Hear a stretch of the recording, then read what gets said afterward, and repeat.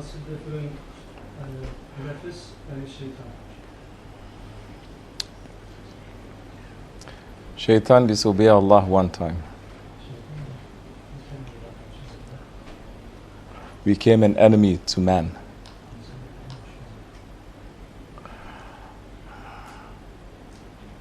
Shaitan. Oh. Na'udhu billahi minash shaitanir rajim. Yeah. It's good. Now we don't have all this electricity to bother us. Now there's nothing to look at also, you open your heart. No need, turn off the light. We know how we look.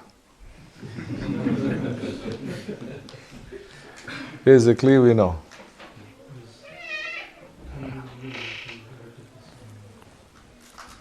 Because of all, I think all the ACs and everything that's on, huh? Yeah. We didn't think about that.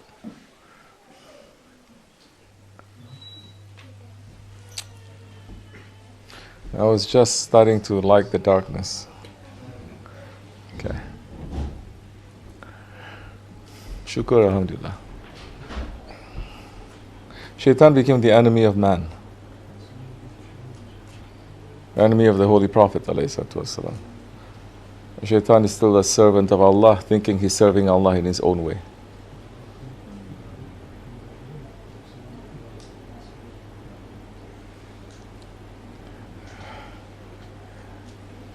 The nafs is a creature that Allah subhanahu wa ta'ala has created that is disobedient to Allah every second. Allah saying, our nafs is 70 times more powerful than shaitan.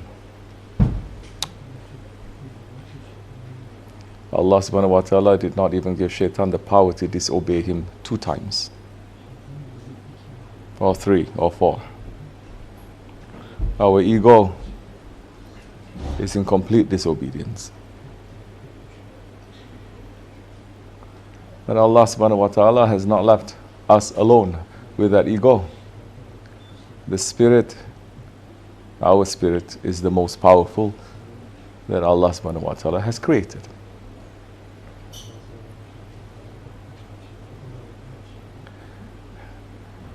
And if we are able to control that ego, it will make our ascension, our mi'raj, quick, fast.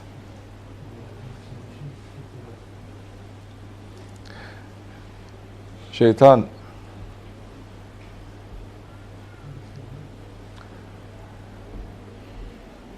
is outside. The ego, it is inside. Shaitan has no permission to enter unless we open the door. And then shaitan will enter. That time the shaitan can become the shaykh of the ego. Ego has a power. The ego is very stupid also. Same thing.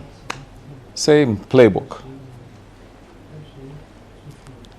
But shaitan can give ideas that the ego cannot even imagine.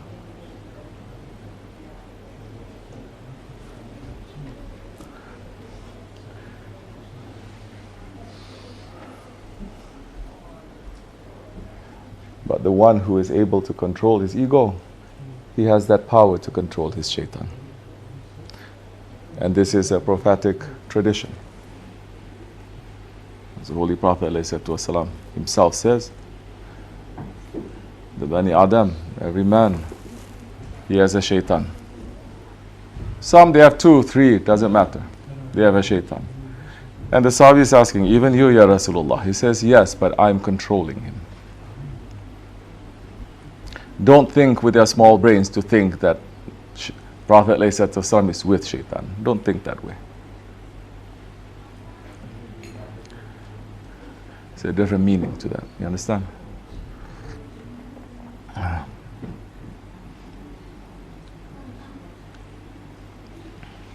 Allah subhanahu wa ta'ala is saying, have I not warned you, O children of Adam, not to worship shaitan? Because he is an open enemy. Awliya Allah, they're saying, then Allah subhanahu wa ta'ala is meaning also, have I not warned you, O children of Adam, not to worship your ego, because he is a hidden enemy.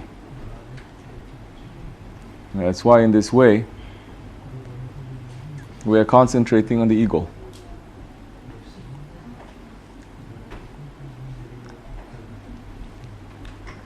Ya Allah, give us more power, inshallah.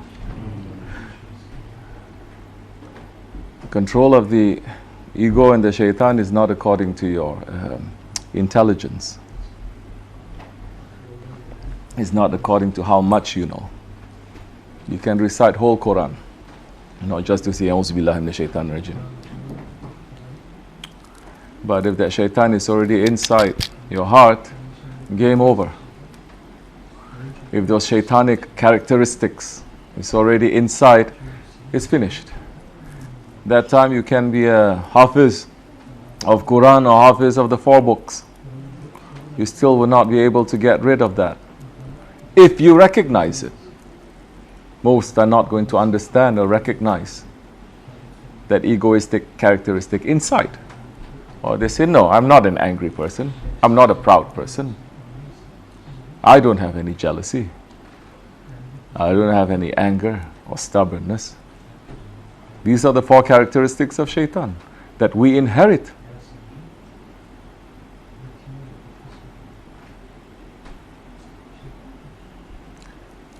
You cannot read books for this. Impossible.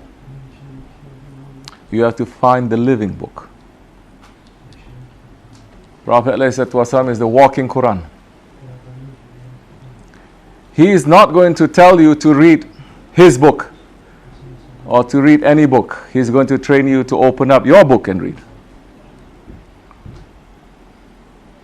And so many with ego, they're going to say, I cannot read.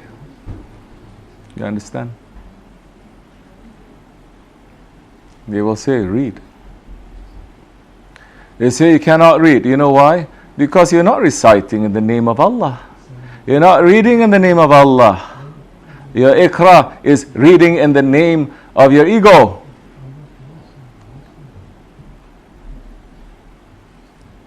You have to have that one to teach you how to read.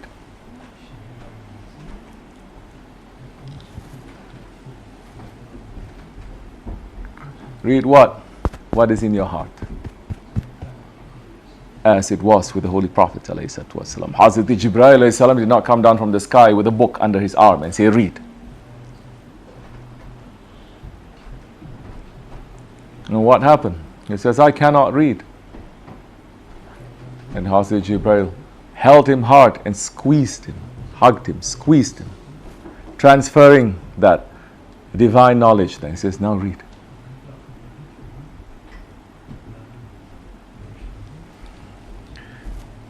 So, if you're interested, find someone who'll teach you how to read. It's never ending. He's going to tell you to read your book that you are going to read anyway on the day of judgment. You're going to open up that book. May Allah not make us to be in the presence of all creation and to read our wrong things that is in our book.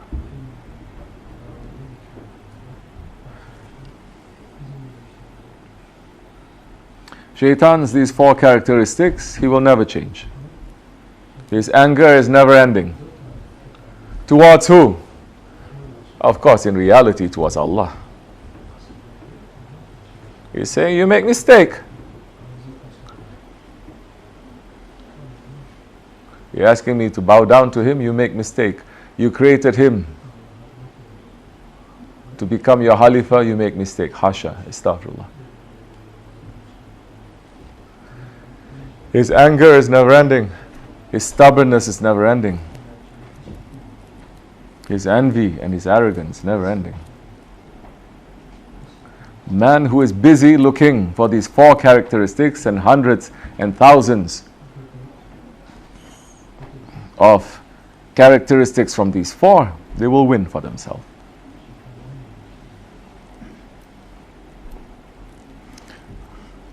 On the day of judgment, shaitan will escape from so many wrong things.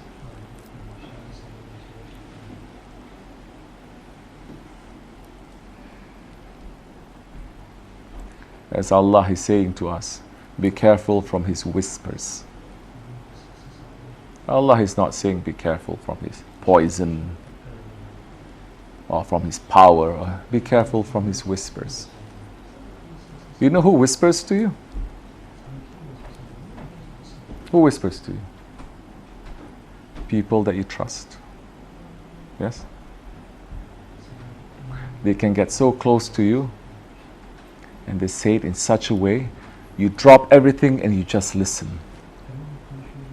I talk, you listen, you don't listen, you can dream, you can zone in and out. But if I come up to you and say, listen, listen, immediately you snap up and you pay attention. So shaitan is going to say to Allah, I did not hold a gun to their head, Ya Rabbi, to tell them to commit all these wrong crimes. This is your Khalifa. You are sending so much power from your divine energy, screaming at him every day. Your angels are screaming and saying, talking to them every day. The prophets are speaking to them every day. The awliya Allah, they're speaking to them. The intelligence that you give is screaming to them. But they didn't want to listen. I just whisper. And they listen. No, I did not force them to do it. This is awareness, you understand? Because the most dangerous ones are the ones that are close to you. What the Chinese, they say, keep your friends close, but keep your enemies closer. You ever wonder why Naksibendi way? We're not keeping the friends of Allah close. Listen carefully. But we are keeping awareness of our ego closer.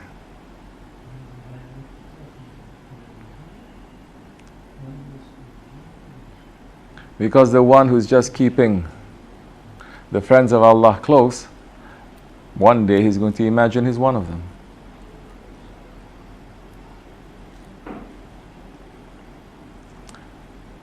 But the one who's keeping his enemies closer, he is always fighting and cleaning himself. He's not going to get tricked. Sohbat is to remind us. Jamaat is to remind us. As Shaykh Maulana is saying,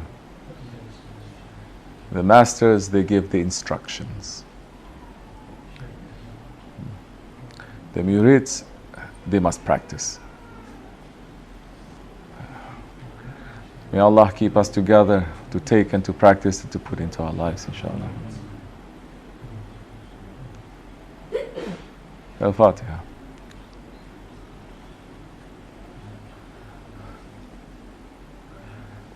Your question about submission, and I turn back the question to you.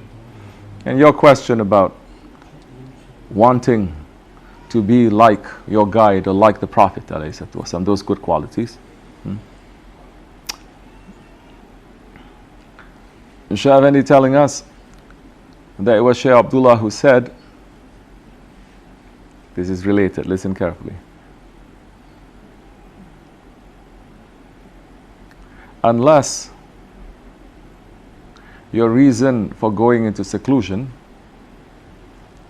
is because you believe that you are the most dirty one and needs to go to seclusion to clean yourself, unless you have that understanding, your seclusion is not accepted. Now, what are people going to seclusion for? Meaning you go into seclusion because you're looking, I am the worst one, this world would be better without me. That's why I have to pull myself out. Of course, there are different levels of seclusion. But this is the same principle, you understand? I have to clean myself. And so easy to say I'm dirty, but do you understand how you spread that dirtiness?